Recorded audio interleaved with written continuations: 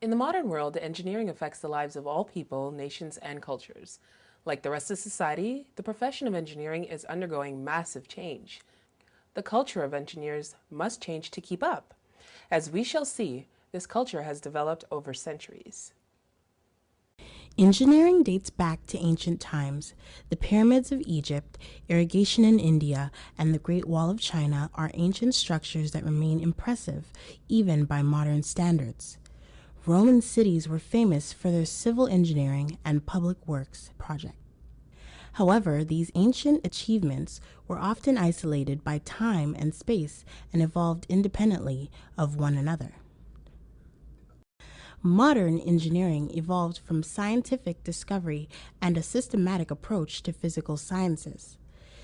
Its earliest roots lie in the Italian Renaissance when European alchemy combined with Arab discovery and classical scientific works.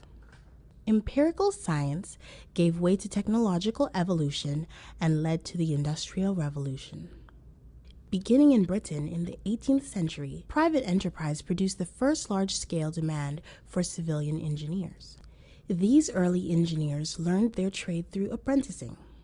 This method became the standard way of training engineers in Britain. To promote their profession, British engineers founded the Institution of Civil Engineers, the first engineering association in the world.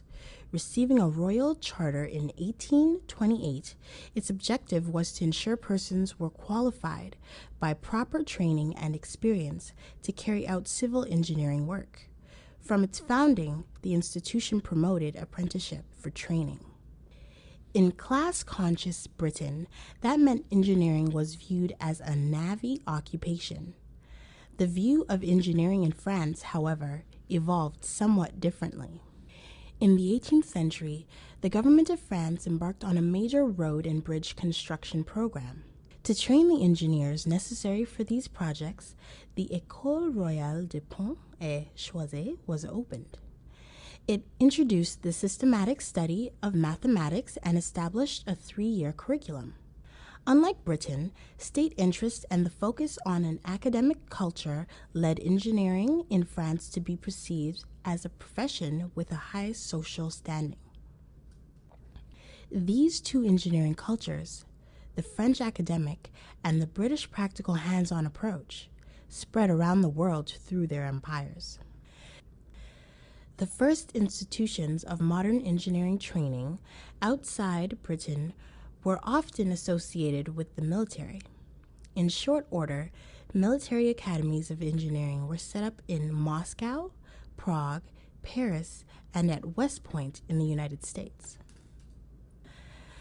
By the 19th century, the ideas of academic freedom and learning through seminars and research caught on. These ideas have been championed by Wilhelm von Humboldt. This German model of education was so successful that it spread to the rest of Europe.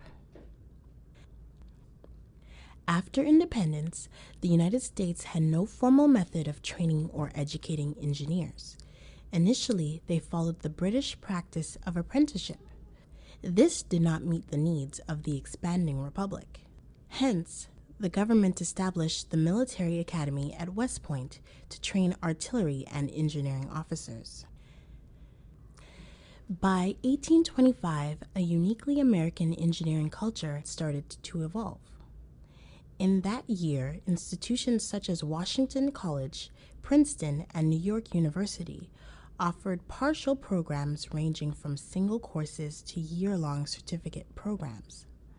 Initially, these courses were offered at locations away from their main campuses. In 1847, Harvard and Yale launched full undergraduate programs in engineering, but these were still located at outside facilities. The Morrill Act of 1862 granted land to encourage education in the agricultural and mechanical arts, resulted in the formation of engineering schools at Pennsylvania State University, MIT, and Cornell University. These institutions were the first to offer a combination of lectures, drawing and surveying classes, and shop work to balance education with hands-on training. The demand for trained engineers was not restricted to just the United States or Europe. As the Industrial Revolution spread around the world, so too did the need for engineers. In India, 3 engineering colleges were opened between 1847 and 1856. Still more colleges were founded later in the century in what is today Pakistan. Canada also experienced tremendous growth in the middle of the 19th century, and it too had no established means for training engineers. Because Canadian projects were not as lucrative as those in larger markets, there was difficulty attracting foreign trained engineers. To solve this deficit, Canadian universities started offering engineering programs in the 1850s. The first being King's College, now the University of New Brunswick, in 1854. McGill, the University of Toronto, and Montreal's École Polytechnique soon followed. As the century progressed, schools expanded their scopes of training to include the new engineering disciplines arising from advances in technology. As we saw, by the end of the 19th century, modern engineering had emerged as a distinct occupation. In Europe, the German Humboldtian model of training dominated, while in Britain, apprenticeships and practical knowledge held sway. However, in much of the rest of the world, the fusions of the two traditions had taken root. The United States was in the vanguard of this movement, creating a new engineering culture where education and practice were balanced.